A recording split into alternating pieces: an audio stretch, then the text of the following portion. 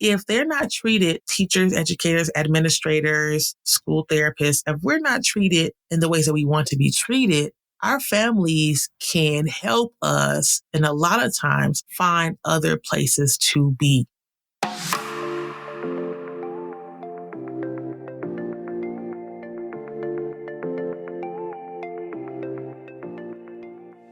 Amidst all of the conversation about recruiting Black educators were other discussions about retention. The Exit Interview podcast was created to elevate the stories of Black teachers, professors, counselors, social workers, and administrators who have been pushed out of the traditional education space. My co-host, Kevin Adams, and me, Dr. Asia Lyons, are on a mission with our guests to inform school districts, teachers unions, families, students, educators, and others interested in understanding the challenges of retaining Black people in education. Welcome to The Exit Interview, a podcast for Black educators.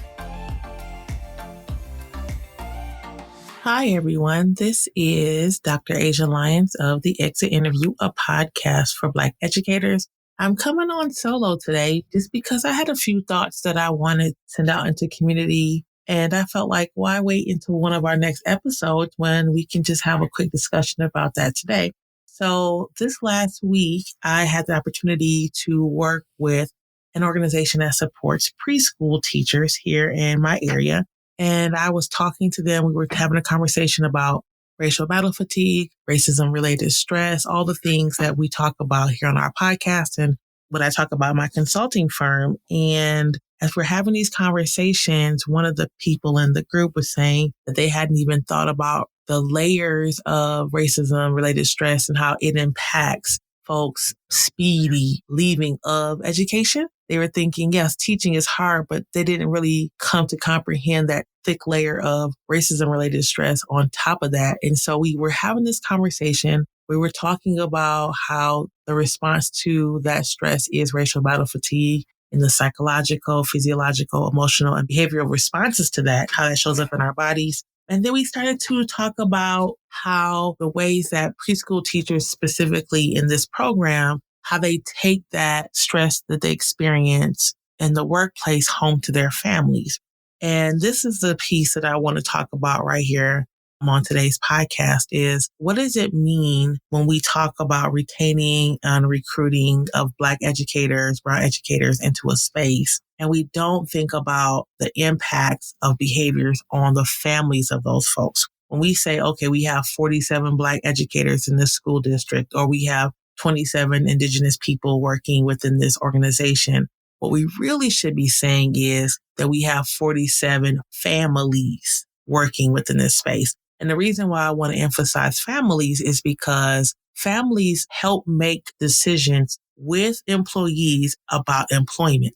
That's really important that you all understand that. So, for example, we talked about in this meeting last week about this idea of being pushed out of school spaces.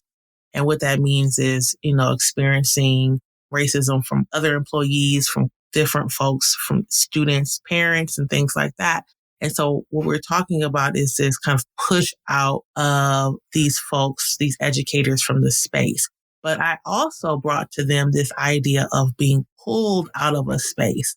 I'll give you an example. When we have folks who are experiencing all types of stress at work and they start to tell their family, which is a response to racial battle fatigue, we're crossing over, we're telling them what's going on. Well, eventually, family members will say one or two things. They'll say, you can do this for 2 more years or whatever until you can retire. Or they'll say something like, I can help you find a job somewhere else. And that's when the pullout starts to happen, right? Where it's, let me find you a job here, or let me help you find a job over here, or I know someone is hiring. So really, you have to understand when you're thinking about these individual folks, it's not an individual. If they're not treated, teachers, educators, administrators, school therapists, if we're not treated in the ways that we want to be treated, our families can help us and a lot of times find other places to be. You have to take that into consideration. So when we're talking about recruitment, when we're talking about retention, it's really important to think about the family as a dynamic. And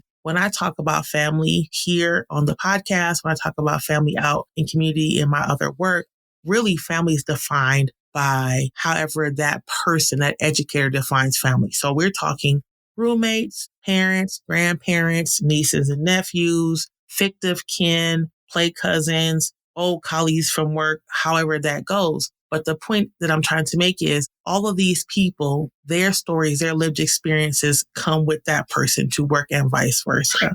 So that's really important for folks to be thinking about as we ask that question of like, how can school districts and unions and other groups of folks, how can they keep Black educators within the space? We have to remember that it's not just them, it's the families, because families are impacted. And I'll just give one more example of this. When I was doing my dissertation research, when I interviewed families, I had two families when I asked them, like, tell me what are some things, like some ways that this shows up in your household. And they talked about like the person would text all day about these racialized events that were happening in the school. They would then get in a car and call that person and talk to the person about it, family member, spouse, whatever. And then they be processing it with them all day. And so they had to say, it's interesting that if I didn't have the racism related stress and racial battle fatigue to talk about, I don't know what I would talk about with my family. And when they said that, they paused because they understood how heavy that was, what that meant for them.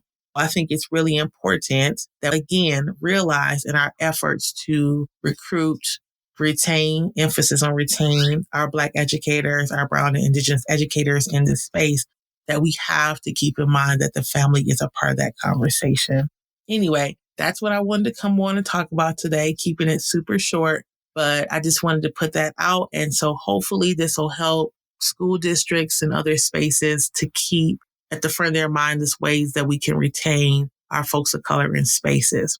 All right. It's been a great day. You all have and enjoy the rest of your week, and I'll talk to you all later. Thanks for listening.